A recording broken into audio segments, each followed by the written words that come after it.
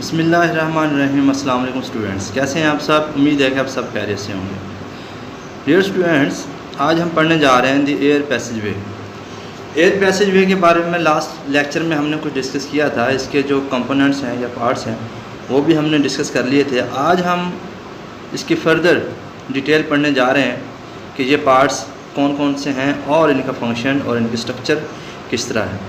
तो nasal cavity के बारे में हम ऑलरेडी पढ़ चुके, बस इसमें इतना सा पढ़ेंगे कि नेज़ल कैविटी के जो ओपनिंग्स होती हैं, आउटर साइड पे जो ओपनिंग होती है उसे हम नॉस्ट्रल्स यानी एक्सटर्नल नॉस्ट्रल्स का नाम देते हैं, और इस नेज़ल कैविटी के अंदर भी ओपनिंग्स होती हैं, उन्हें हम नाम देते हैं इंटरनल नॉस्ट्रल्स। अब एयर पैसेज वे का जो नेज़ल कैविटी से अगला जो यूँ समझ लें कि ट्रैक में नेक्स्ट जो हमारे पास पॉइंट है वो है फेरेंक्स। फेरेंक्स में जो एंट्री होगी एयर की वो होगी इंटरनल नॉस्ट्रल्स के थ्रू। इंटरनल नॉस्ट्रल से फेरेंक्स तक एयर जाएगी। और अब बात करेंगे कि फेरेंक्स है क्या, फेरेंक्स की स्ट्रक्चर क्या है, कैसे होता है ये, इसके बारे में हम अब डिटेल से बात करते हैं कि pharynx it is a muscular passage, यानी कि मस्कुलर किस्म का एक रास्ता है, ट्यूब सी है, and is common to both food and air. ये हवा के लिए भी और फूड के लिए भी, यानी एयर की पासिंग के लिए भी और फूड की पासिंग के, ये दोनों के लिए ये कॉमन सा एक पैसेज वे है। और अगर फूड जो है वो इस रास्ते से होते हुए जिस ट्रैक पे चले जाती है उसे हम एसोफेगस का नाम देते हैं। 9th क्लास में पढ़ा होगा आपने कि फेरेंक्स से आगे फूड जिस ट्रैक पे चले जाएगी उसे नाम देंगे एसोफेगस का। अब एयर की बात कर लें, क्योंकि हमारा आर्टिकल जो है वो एयर के हवाले से ही है, हवा के हवाले से ही है, तो एयर अब फेरेंक्स से होते हुए जिस ट्रैक पे जाएगी उसे हम नाम देंगे लैरिंक्स का। क्या नाम देंगे जी? उसे लैरिंक्स का नाम देंगे। अब फेरेंक्स के बारे में ये बात क्लियर होगी कि ये कॉमन है फूड और एयर के लिए, लेकिन आगे इसकी डिवीज़न है।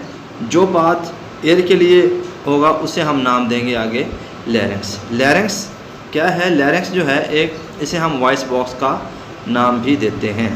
अच्छा, यहाँ पे एक और बात भी थोड़ी सी गौर से सुनते जाएं, ग्लोटिस क्या होता है और एपिग्लोटिस क्या होता है। ग्लोटिस के बारे में जहन में रखें। It is a narrow opening at the floor of pharynx.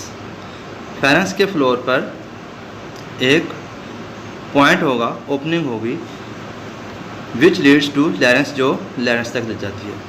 तो इसके बाद हम बात कर लेते हैं epiglottis. Glottis is guarded by a flap of tissue called glottis. अच्छा, लैरिंक्स, ये जो ग्लोटिस एक छोटा सा ऐसे एक नैरो सा पैसेज वे होगा, उसे हम ओपनिंग से होगी, इस ओपनिंग पे यहाँ पे एक छोटा सा फ्लैप, एक ढक्कन की तरह की स्ट्रक्चर होगी, इसे हम नाम देंगे एपिग्लोटिस का, एपिग्लोटिस। अच्छा, अब हम थोड़ी सी लैरिंक्स के बारे में मज़ीद डिस्कस कर लें कि लैरिंक्स है क्या। लैरिंक्स को हम वॉइस बॉक्स भी कहते हैं, और लैरिंक्स जो होता है वो कहाँ होगा? फेरेंक्स और ट्रैकिया के दरमियान एक छोटा सा यूनिट है जिसे हम वॉइस बॉक्स का नाम देते हैं। इसमें एक्चुअली होते क्या हैं? इसमें वोकल कॉर्ड्स होते हैं। वोकल कॉर्ड्स में बैंड्स यानी पट्टियाँ सी होती हैं। इन पट्टियों के वाइब्रेट करने, जैसे ही हम बोलते हैं एयर आउट होगी, और उस दौरान क्या होगा, यहाँ से ये जो बारीक बारीक बैंड्स हैं, छोटी छोटी पट्टियाँ हैं जिन्हें वोकल कॉर्ड्स कहा जाता है, ये वाइब्रेट करती हैं। इनके वाइब्रेट करने से साउंड प्रोड्यूस होती है। सिर्फ इनके वाइब्रेट करने से सिर्फ नहीं, हम मुख्तलिफ़ किस्म की जो साउंड, जैसे कि अब मैं बोल रहा हूँ तो इसमें 2-4 चीज़ें, मेरे लिप्स भी यूज़ हो रहे हैं, चीक्स भी यूज़ हो रहे हैं, और तो कुछ और मसल्स भी यूज़ हो रहे हैं, और वॉइस बॉक्स में ये जो वोकल कॉर्ड्स हैं यानी पट्टियाँ सी, बैंड्स सी हैं, ये भी वाइब्रेट कर रही हैं। इन तमाम के फंक्शन करने से वॉइस प्रोड्यूस होती है। अच्छा, इसके बाद लैरिंक्स के बाद जो हिस्सा आता है उसका नाम है ट्रैकिया। ट्रैकिया क्या है? It is a called wind pipe, इसे हम पाइप का नाम भी देते हैं। अच्छा, ये वॉशिंग मशीन तो आपने देखी होगी, वॉशिंग मशीन का जो पाइप होता है जहाँ से वो पानी बाहर निकाला जाता है, वो आपको सर्कुलर रिंग से बने हुए उसके ऊपर नज़र आएंगे, जैसे कि ये है। तो इस तरह का ही पाइप एक होगा जिसे हम विंड पाइप कहते हैं, और इसकी लंबाई तकरीबन होती है 12 सेंटीमीटर 12 सेंटीमीटर लंबी ट्यूब होती है ये, और इस पे सी शेप के इस तरह के रिंग से बने होते हैं, और ये कार्टिलेज टिश्यूज़ के या इसके बने होते हैं, कार्टिलेजिनस टिश्यूज़ होते हैं। अच्छा, ये रिंग्स जो होते हैं इनका मेन फंक्शन क्या होता है? देखें, एयर अगर हम जैसे सांस रोकते हैं तो हवा गुजरने का रास्ता यानी कि नहीं गुजर रही होती, जब एयर पास नहीं हो रही होती तो ये रिंग्स इस रास्ते को या इस ट्यूब्स को जो है वो कोलैप्स नहीं होने देती, यानी आपस में इसे पिचकने नहीं देती।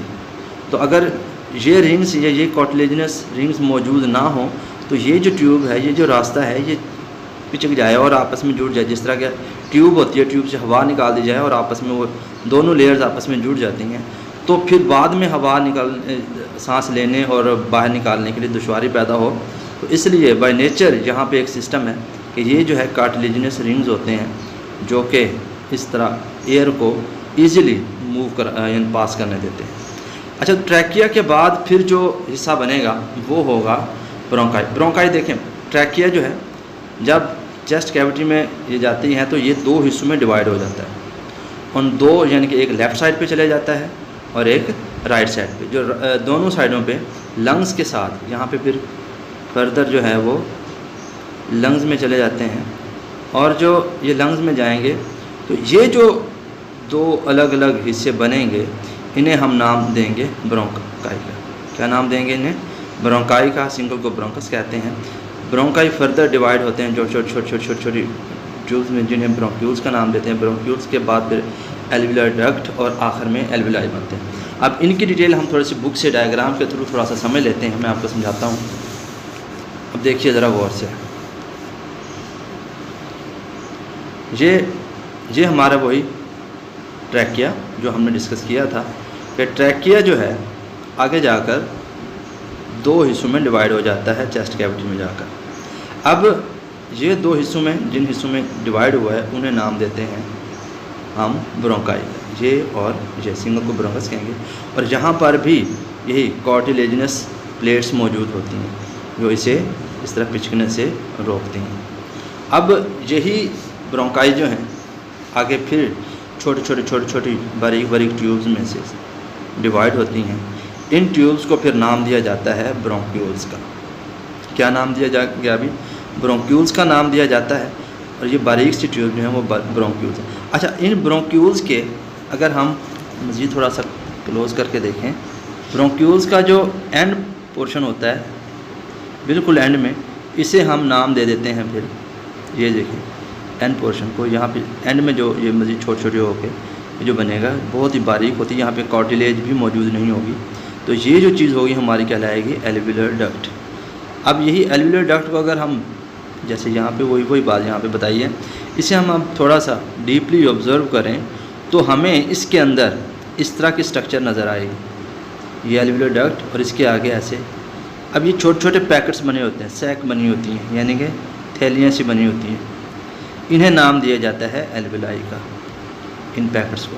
अब यही वो जगह है जहाँ पर ऑक्सीजन ने एक्सचेंज होना है, यानी कि डिफ्यूज़ होकर सारा प्रोसेस करना है रेस्पिरेशन का, तो यहाँ पर गैसेज एक्सचेंज का प्रोसेस होता है। ठीक है, तो इसे हम लास्ट में इन्हें क्या नाम देंगे? एल्वियोलाई का। इससे ऊपर अगर आएँ तो एल्वियोलर डक्ट, एल्वियोलर डक्ट से ऊपर जाएँ तो हमारे पास ब्रोंक्यूल्स, ब्रोंक्यूल्स से ऊपर जाएँ तो हमारे पास ब्रोंकाई, ब्रोंकाई से ऊपर जाएँ तो हमारे पास ट्रैकिया, ट्रैकिया से ऊपर जाएँ तो हमारे पास फिर लैरिंक्स, और फिर ये चलते चलते नेज़ल कैविटी। मीन ये वो रास्ता होता है जहाँ से एयर यूँ पास होते हुए हमारे लंग्स तक जाती है और यहाँ पर फिर वापस आउट होती है। तो ये था हमारा आज का आर्टिकल, जिसमें हमने डिटेल से डिस्कस किया कि हवा जो है, एयर जो है, वो कैसे किन किन हिस्सों से गुजरते हुए हमारे लंग्स, और लंग्स से फिर वो कौन सा यूनिट है, कौन सा हिस्सा है, यानी वो आखिरी हिस्सा हमारा एल्वियोलाई है। छोटे पैकेट्स हैं, सैक, ये थैलियाँ सी बनी हुई हैं, इन्हें हम एल्वियोलाई का नाम देते हैं। ये सरफेस एरिया बढ़ाती हैं और गैसेज एक्सचेंज में हेल्प करती हैं। तो ये था हमारा लेक्चर। Best of luck.